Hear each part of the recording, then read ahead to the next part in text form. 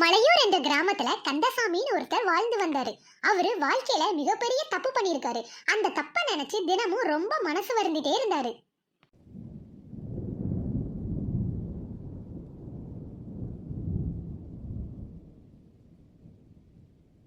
ஏங்க இப்படி மலையில வந்து உட்கார்ந்து இருக்கீங்க? நீ போ. நீ ஏன் இந்த மலையில இங்க வந்த? நான் கொஞ்ச நேரம் இங்க இருந்துட்டு வரேன். எனக்கு தான் மனசு சரியில்லை. நான் சொன்னேன்ல உன்கிட்ட. உங்களுக்கு மனசு சரியில்லை, அது எனக்கும் தான் தெரியும். அதனால இங்க வந்து உட்கார்ந்து இருக்கீங்க. ரொம்ப நேரமா உங்களை காணோன்னு வீடு ஃபுல்லா தேடிட்டு இருந்தேன். அப்புறம் இடி இடிக்கிற சவுண்டு கேட்டுச்சு. மழை பெய்யும் தெரிஞ்சுதான் கொடை கொண்டு வந்தேன். கரெக்டா மழை பெஞ்சிருச்சு. வாங்கங்க வீட்டுக்கு போலாம். போமா, நான் இப்ப வரல. நான் கொஞ்ச நேரம் இங்க இருக்கணும். இந்த கொடைய பிடிங்க. தலை நனையாமலையாவது பாத்துக்கோங்க. அப்புறம் காய்ச்சல் ஏதாவது வந்துட போகுது. இப்ப உள்ள சீசனே சரியில்லை. சும்மா இரு. உன்னோட தலை நனையுது பாரு. நீ ஒழுங்கா உனக்கு கொடை பிடி. எனக்கு ஒண்ணு வேண்டாம். என்னங்க இந்த மாதிரி நான் சொன்னாலும் கேட்க மாட்டேங்கிறீங்க. உங்க இஷ்டத்துக்கு நடந்துக்கிறீங்க. உங்களுக்கு என்னதான் பிரச்சனைன்னு என்கிட்ட சொன்னாதானே எனக்கு தெரியும். நான் தான் உன்கிட்ட சொன்னேனே, நான் பண்ண பாவத்துல இருந்து எனக்கு விமோச்சனமே கிடையாது. அதை நினைச்சு நினைச்சு எனக்கு தூக்கமே வர்றது கிடையாது. சரிங்க, எல்லாத்துக்கும் ஒரு நல்ல காலம் பிறக்குங்க. நீங்க வாங்குங்க. என்னம்மா மங்க, எப்பவுமே சீக்கிரமா வேலைக்கு வந்துடுவா, இன்னைக்கே இவ்வளவு லேட் ஆச்சு? அக்கா, என் புருஷனுக்கு ஏதோ மனவேதனை இருக்குக்கா. அவர் எப்ப பார்த்தாலும் ரொம்ப சோகமாவே இருக்காரு.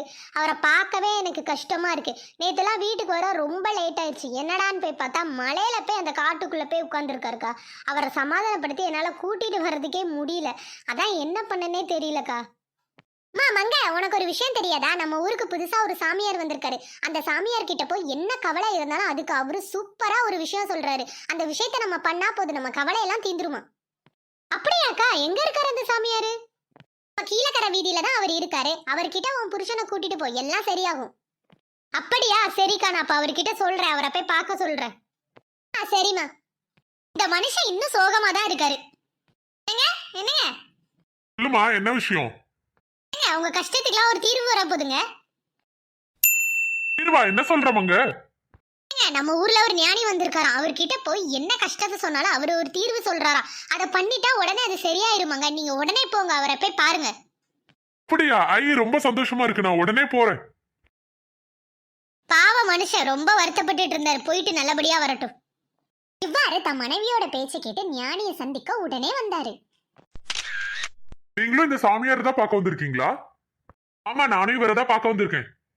சரி வாங்க, நம்ம 2 பேரும் சேர்ந்து போலாம். ஐயா வணக்கம். ஐயா வணக்கம். எதுக்காக என்ன பார்க்க வந்திருக்கீங்க? என்ன விஷயம் சொல்லுங்க.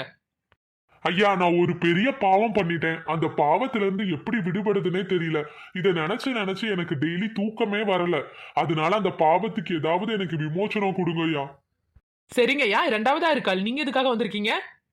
ஐயா, நான் இவர அளவுக்கு பெரிய பாவம்லாம் எதுவும் பண்ணல.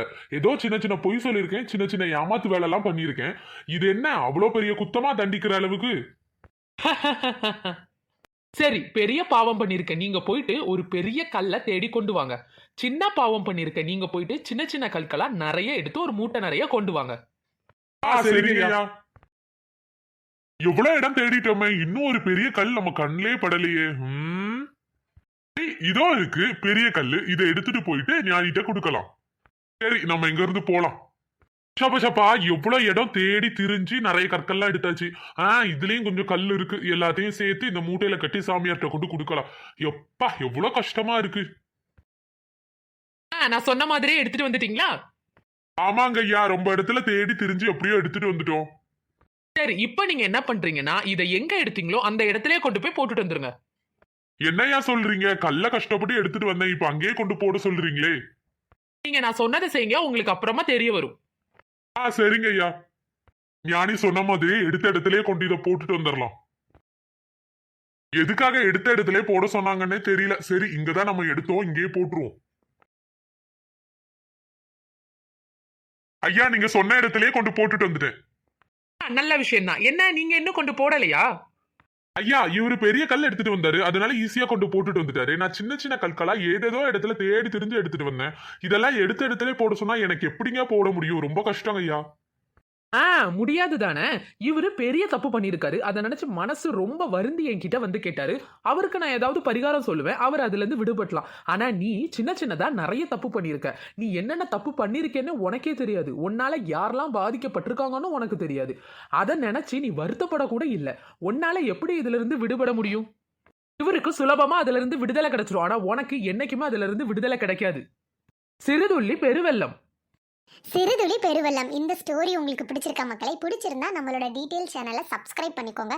நம்மளோட டீட்டெயில் சேனலில் கதைகள் அப்படிங்கிற பிளேலிஸ்ட் இருக்குது. அதில் நிறைய கதைகள் இருக்குது, கஞ்சன் கதைகள் இருக்குது, நிறைய விதவிதமான கதைகள் இருக்குது. அதையும் போய் செக் பண்ணி பாருங்கள். குடும்பம் ஒரு கதம்புங்கிற ஃபேமிலி ஸ்டோரி இருக்குது, அதையும் போய் செக் பண்ணி பாருங்கள். நன்றி மக்களே.